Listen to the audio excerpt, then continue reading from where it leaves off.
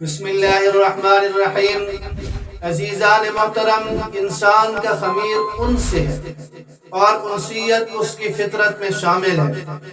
انسان کو اپنی اجتماعی زندگی کے علاوہ نجی زندگی میں ایک ایسے مونس کی تلاش ہوتی ہے جس کے سامنے وہ اپنی داستان زندگی بیان کر سکے، اور کرۂ ارض پر کسی بھی انسان کے لیے نیک بیوی سے بڑھ کر کوئی مونس نہیں ہے۔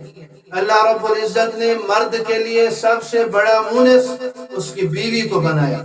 چنانچہ سورہ روم آیت نمبر 21 میں اللہ رب العزت ارشاد فرماتی ہیں، وَمِنْ آيَاتِهِ أَنْ خَلَقَ لَكُم مِّنْ أَنفُسِكُمْ أَزْوَاجًا لِتَسْكُنُوا إِلَيْهَا، یعنی اللہ رب العزت اپنی بڑی نشانیوں میں سے ایک نشانی یہ بتا رہے ہیں کہ میں نے تمہارے لیے تم ہی میں سے بیویاں پیدا کی تاکہ تم ان کے پاس جا کر سکون حاصل کرو۔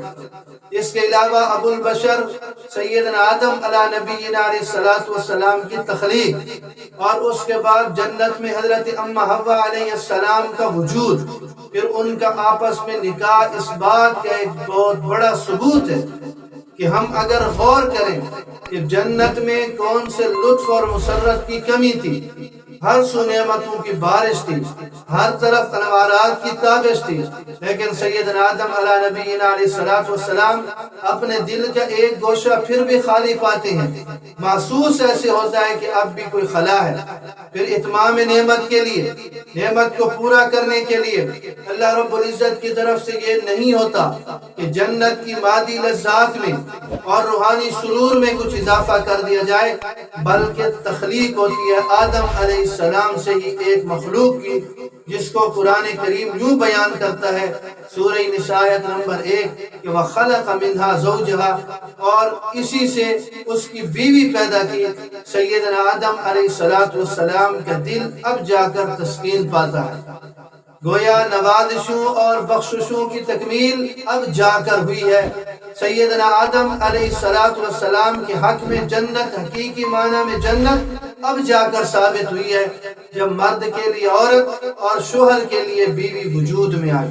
اسی کو ڈاکٹر اقبال شاعر مشرق نے یوں کہا کہ وجود زن سے ہے تصویر کائنات میں رنگ، اسی کے ساتھ سے ہے زندگی کا سوز دروں۔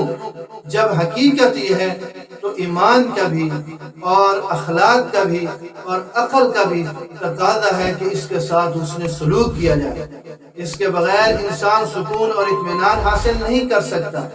جب اس کے ساتھ اس میں سلوک کا معاملہ ہوگا تو انسان خود بھی سکون پائے گا، گھر کا ماحول بھی پرسکون رہے گا، اور اس وجہ سے پورا معاشرہ بھی یہ پرسکون رہے گا۔ اللہ رب العزت مجھے اور آپ سب کو دین کی سمجھ نصیب فرمائے۔